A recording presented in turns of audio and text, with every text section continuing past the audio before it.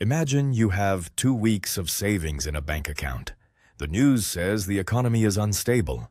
Your neighbor tells you he just bought gold. Your brother-in-law says he moved everything into crypto.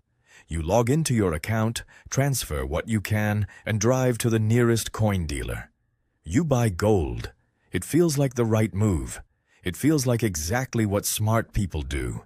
And then the power goes out for 3 days. Not metaphorically. Literally.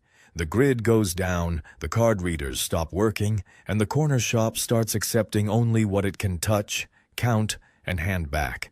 Your gold is at home, locked in a drawer. And what the shop owner will actually take right now, today, is cash, or cigarettes, or fuel, or anything he can trade to the supplier who comes tomorrow morning. This is the part that financial history keeps trying to tell us, and it is the part we keep ignoring. In every major crisis, from banking collapses to currency failures to wartime disruptions, there is a pattern to how people respond. And the pattern reveals a hierarchy, not a list of good assets versus bad ones, a sequence. Because in a real breakdown, what matters is not what your assets are worth. What matters is whether you can reach them, use them, and find someone willing to take them. Most people optimize for the last item on that list first, and that is almost always the wrong order.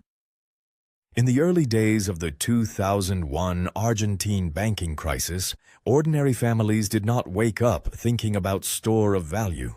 They woke up to a corralito, a bank freeze that capped withdrawals at 250 pesos per week. Though savings existed on paper, the numbers were still in the accounts, but the money was functionally unreachable. What people scrambled for first was not gold. It was not hard assets in any sophisticated sense. It was cash, physical paper, anything tangible they could put in their pocket and use that afternoon. Barter clubs sprang up within days.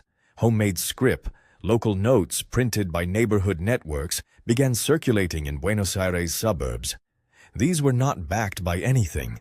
They had no formal legal status, but they passed from hand to hand because people agreed to accept them. A dentist treated a teacher. A baker gave bread to a mechanic. The medium was improvised, unglamorous, and entirely functional. Meanwhile, the people sitting on gold were not necessarily the ones eating well that week. That is the first layer of the pattern. When a system breaks down, the first problem people face is not how to preserve value across years. It is how to complete a transaction today. And those are not the same problem. After the Second World War, post-war Germany offers one of the most documented versions of this hierarchy. The Reichsmark had collapsed in practical terms before it was officially replaced. Prices were nominally controlled, but shelves were empty, and black markets ran on a parallel system. The currency most people wanted was not paper at all. It was cigarettes. American soldiers who received cigarettes in their rations quickly discovered that a carton could buy a significant meal, a pair of shoes, or access to services that official currency could not unlock. Cigarettes were portable, divisible, consistently produced, and almost universally accepted.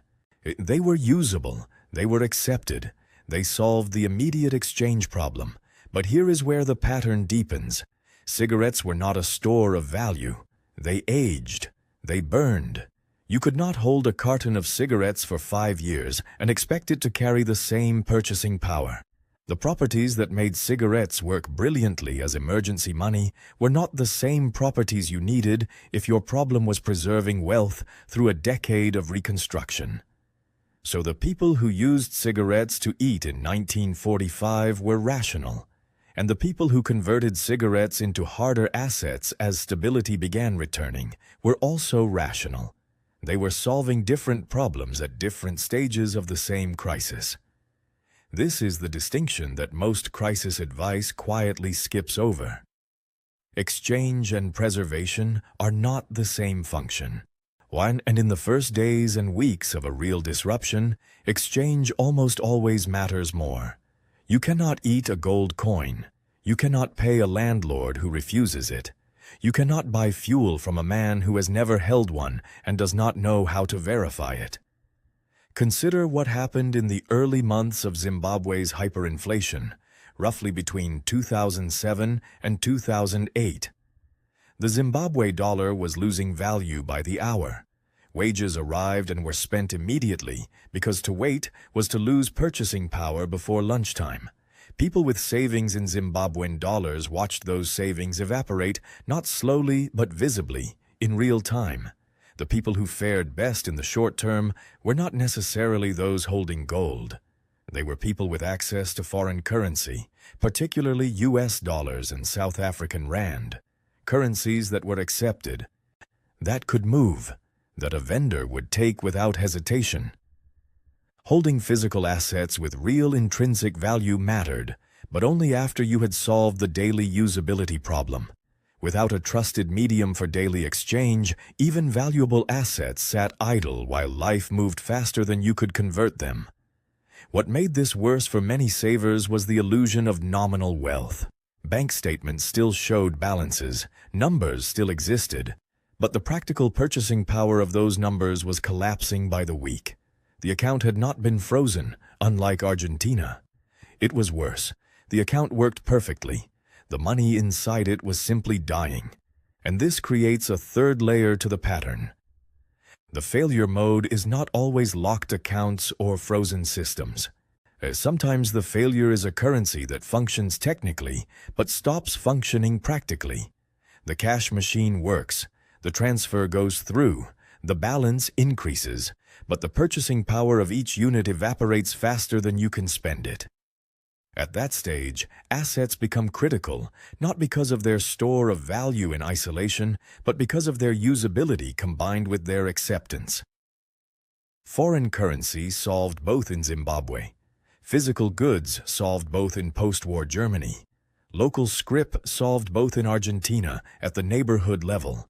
In each case, the winning medium was not the most sophisticated or the most theoretically sound.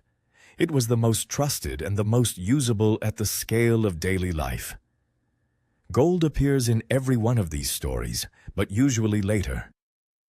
In post-war Europe, gold re-emerged as important in the rebuilding phase, when the immediate exchange crisis had stabilized and people were thinking about longer timescales.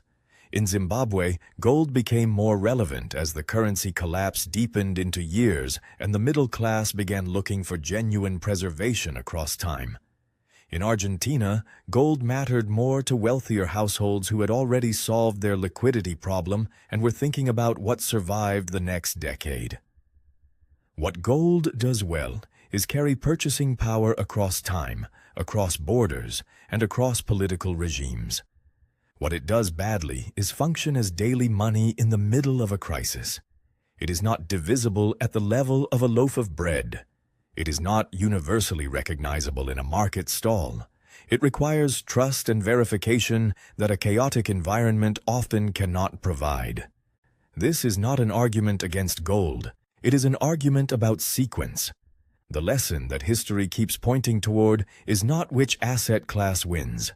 It is that different assets solve different problems at different stages of a breakdown, and the people who prepare in the wrong order suffer for it. They optimize for long-run preservation and find themselves unable to complete a transaction in the short run. They hold the theoretically correct answer while living through the practically wrong one. Go back to the person at the coin dealer, loading up on gold 2 days before the power grid fails. Their instinct is not wrong. Their timing and sequence are. Before preservation matters, access matters. Before store of value matters, usability matters. Before usability matters, acceptance matters. And none of those things are guaranteed just because a balance exists or a purchase was made. The history of monetary breakdowns keeps returning to the same shape. Not because people are irrational, but because fear moves faster than clarity. The first impulse is to reach for something that feels safe and permanent. And what feels safe and permanent is almost never what functions first. What functions first is what people around you will still take tomorrow morning when the system is uncertain and trust has narrowed to the immediate and the tangible. The real lesson is not about which asset is best. It is about what chain of problems actually needs to be solved, and in which order, before wealth preservation becomes the question that matters.